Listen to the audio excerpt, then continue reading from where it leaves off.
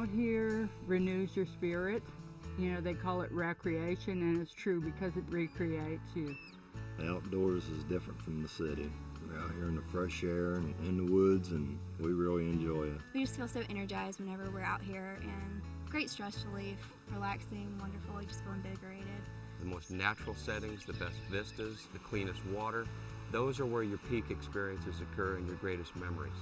And so in order to keep that, we must work to do it. If we can keep the invasive species in check, then the natural biodiversity stays, the experience is the same, and people can continue to enjoy places like this. Outdoor recreation brings priceless physical, social, environmental, even economic values to our nation. And if we don't protect and respect these areas by preventing the spread of invasive species, we're going to lose access and opportunities. So arm yourself with information and then get out into the wild.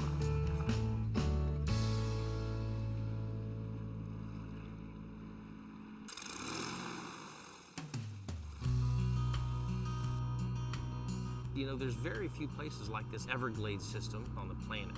There's real expansive habitat and ecosystems for wildlife, thousands of wading birds, and all of the indigenous animals that belong here in South Florida.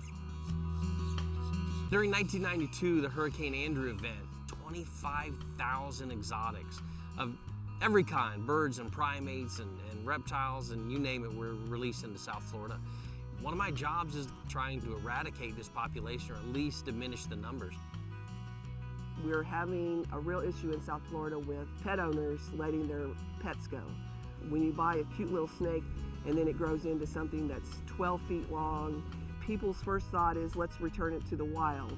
And they look at areas like this and think, well, this would be a good place for it. Well, it's not. It's not from here. It didn't bring any of its natural enemies with it. And they also prey on our native wildlife here in Florida, and we have a number of species that are protected and or threatened. So we do not want to see their numbers reduced by an alien that doesn't belong here. Never to let it loose. Today we had a report of a lionfish out on a wreck.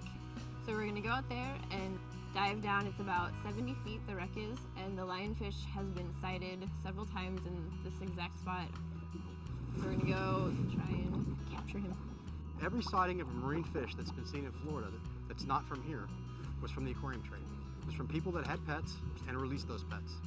With lionfish in particular, they're a pretty active predator. So you have a community tank with a lionfish and then you have a lionfish. Recreational boaters are really the army out there that can make a difference.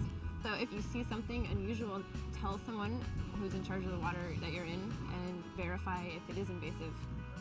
They might be attached to your boat. You might be taking a boat from one waterway to another waterway. But it's important that you know the ones that can affect your area because it's your recreational areas that'll be affected. We're at the Loxahatchee National Wildlife Refuge, the northern end of the Everglades, and they're treating Melaleuca trees with herbicide. These are non-native plants. Melaleuca originated in Australia. These trees will grow into probably 50, 60 feet tall trees, and they will just take over, and pretty soon all you'll have is one giant Melaleuca forest. So the guys have to actually get out and they cut it, spray it with herbicide. If it's small enough, they pull it up by the roots and stack it. And when you leave one site and go to another, you just have to wash your boat. We clean our boats every day. If we have Melaleuca branches or something, those go in the garbage can. You have to be really careful. As you're walking on the Florida Trail, the way to keep that pristine would be to leave nothing but footprints when you go places. You want to respect the plants, the animals. If everybody's the eyes and ears for these exotics that are out here, if people can report it, we can get a handle on it. I've got it.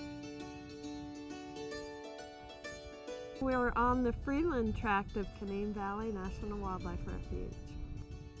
The refuge has a very active volunteer program.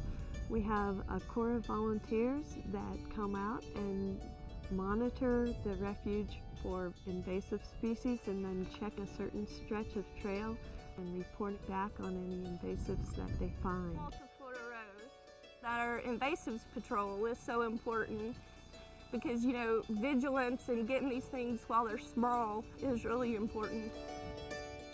There's a group of us that regularly patrol the trails, and we map where we find invasives, and we have a list of like 10 invasives we're after. We have this series of gateway to the refuge snowshoe hikes, and we'll go out and we'll do snow tracks, we'll do streamside ecology. Now knowing maybe the importance of this, we could include more invasive species talk every time we go. We could roll it right in.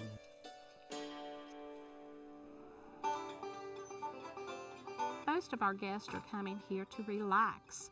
They love the quiet atmosphere and the getaway. Japanese steelgrass has really invaded the acreage here. It's killing out a number of the grass areas. Our wildlife feed off of that, and so the steelgrass is really damaging that.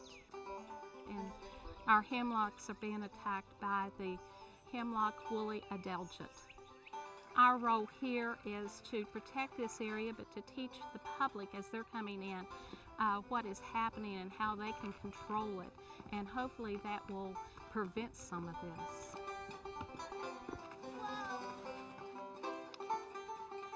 As backcountry horsemen, we're out on the trails continually in various parts of the forest, and if we see noxious weeds, we notify the necessary departments.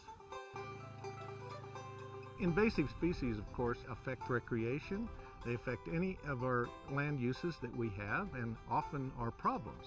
This place is an environmental upstream scenario. Things that can happen in this particular area affect the whole drainage basin. If we get a weed that migrates on a vehicle that's up here, a four-wheel drive vehicle, or even a hiker, can bring a plant into this environment that can affect literally a whole drainage. Recreationists, as the folks that basically come to these beautiful areas and use these areas, some of the things that they can do is clean their vehicles, equipment, dogs, clothing, and so on, in the area that they're at. And the same way as before they come into the areas like this, we'd like that same process and make sure that there's no seed sources and so on that can be brought into these areas.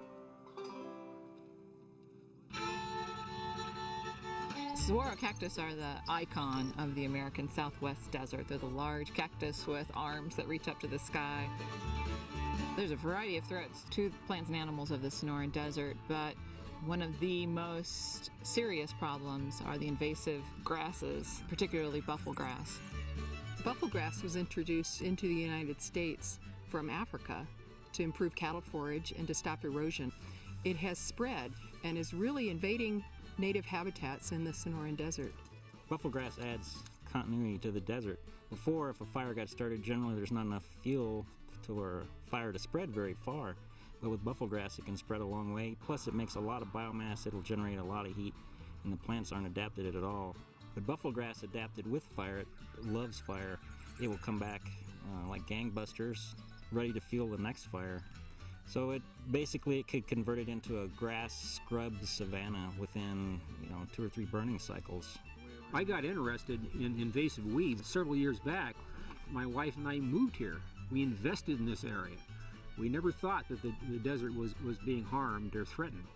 And to think that this place could basically go up in smoke, I got passionate about it very quickly. Our job is to monitor the trails for invasive weeds. We pull the weeds naturally, and then we also check them to make sure they haven't come back. All of this bufflegrass here was not planted intentionally. It came here from the valley. So until we can get the homeowners involved and the residents, it's going to be another battle again in 10 or 15 years to do the same thing we're doing now. I just can't speak highly enough for the volunteers that we have working here at the park. They make this a success story. Without their help, we would be way behind the curve. Anyone else that wants to come and get involved in our family, it's really rewarding and we need your help. Non-native invasives adapt extremely well to disturbed land. And it doesn't take much of a disturbance for them to move in. Just a little hole of bare dirt, and that's all it takes. Most of these invasives have been here, they've expanded too far. You cannot get rid of them, all of them. What you can do is define a defensible space and protect it and stop the spread in certain areas. This is Ramsey Canyon Preserve. It's been Nature Conservancy since 1975. Birdwatchers love to come here, and hikers. In this canyon and other places in southeastern Arizona, settlers brought vinca as a landscaping plant, and it does very well in these damp canyon bottoms, and there's nothing here that outcompetes it. So we don't get the native understory. Nothing eats it, it's hard to kill, and it just converts it to a different kind of habitat. So you really have to pull it out. And if you don't pull all of it out, you still have these runners and it just comes right back. So what we have right now is a nice team of mostly women who come once a week. We try to keep it from spreading. If we keep at it, we think we may master it someday. We're out on a bird walk, just out enjoying nature and just basically enjoying the birds, seeing what we can find. Birding is the second largest hobby in the country. It's a chance to see gorgeous settings, gorgeous birds, and meet like-minded people. Habitat is very important for stopover points and for the local birds. And when you have invasive species come in, especially if they turn into a monoculture, that can really harm an ecosystem to the point where it may become unusable for a lot of species. Occoquan Bay has meadows and woods and lots of edge habitat on marshlands and the open riverside. The important thing that people need to know about the invasive species and habitats such as this are that there's plenty of material out there. You can learn about invasive species, knowing what they're looking for and telling land managers that you've got this problem and what can I do to help you. And you can do things like pull exotic species up. You can survey for birds. We ban songbirds to track their migration, to track their population status. We take measurements, record all this data, and then let the bird go.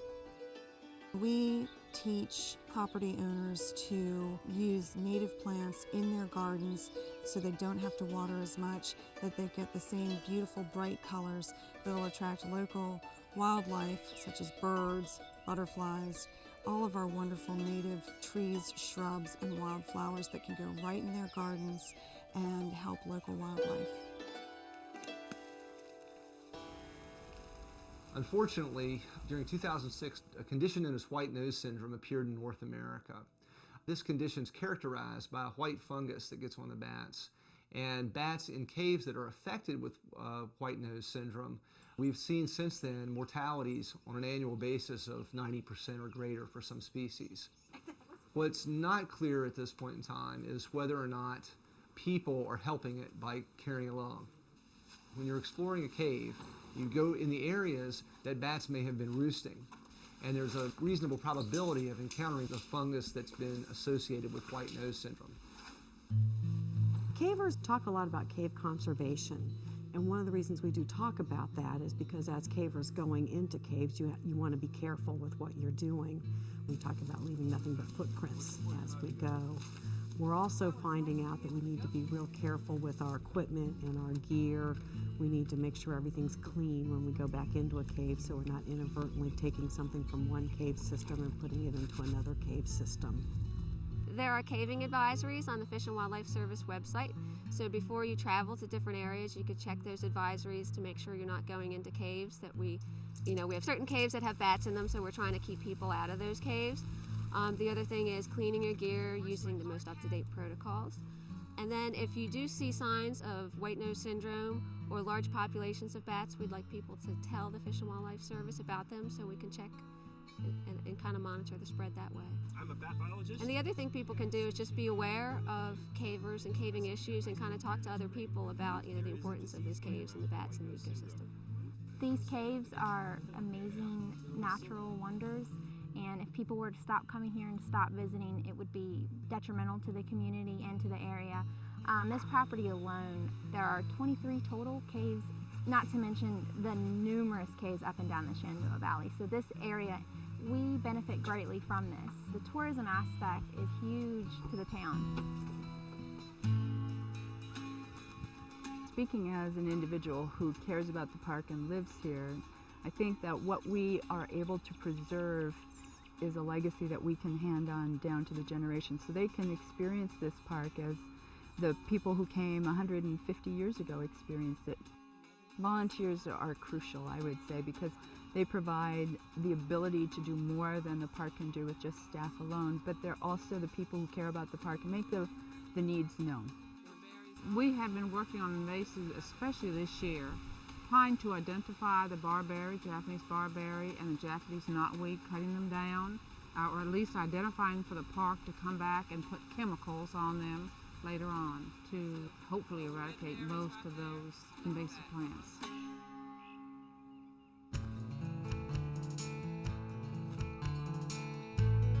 The economic impact of invasive exotic species is in the billions. So we focus on early detection and rapid response. Early detection meaning we're identifying and finding these species before they've spread. And rapid response meaning we're controlling them before they've spread into the forest interior and saving ourselves in the long run thousands and even millions of dollars. So what can people do if they want to get involved with the invasive plant issue? First off, they can go to their local government, they can go to native plant societies, they can go to the exotic pest plant councils, or EPSIs for short. Another tool we have is EdMaps, online database tool that we use to track the movement of invasive plants, county by county, state by state. Find out if there's an organization that does volunteer projects on weekends, on Saturdays or Sundays. Volunteer, call your Department of Conservation, see if they have a program for volunteers. Go out to a natural area, see if there are things there that you know that are weeds that you can report, know where the databases are, and contribute to the solution rather than the problem. Tread Lightly is an educational organization. And if you go to our website at treadlightly.org, you can find dozens of brochures available for free on a wide variety of activities that will provide you tips on how to minimize your impacts. Also importantly, there's a link on our website to the USDA's invasive species website. We need everybody to take part in this effort. I think we need to get kids involved in learning some of these things so that when they're out on class trips or they go out with their family on vacation, they become aware of some of these things. People who are enjoying the outdoors need to realize that they are themselves a species in that environment. They're an active agent. And if they're a hiker and they get seeds in their boots, they can be a spreader of invasive species.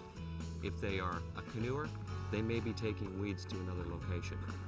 And they need to be aware of that. They need to prevent spread of invasives on their own equipment through their own behavior, and they need to act to be able to report those to others. I want to leave this earth when my time comes, having been thought of as a good steward of my environment. I just think it's very important. These areas where we walk or fish or bird watch, we really have to guard them because they're just so precious. And if we let them get overtaken and overrun, we won't have these anymore. You know, these are our national treasures.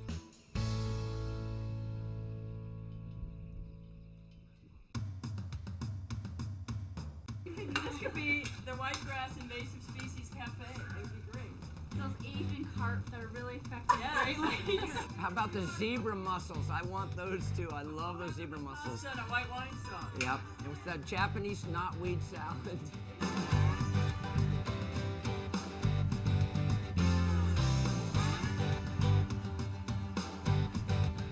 For more information, visit invasivespeciesinfo.gov.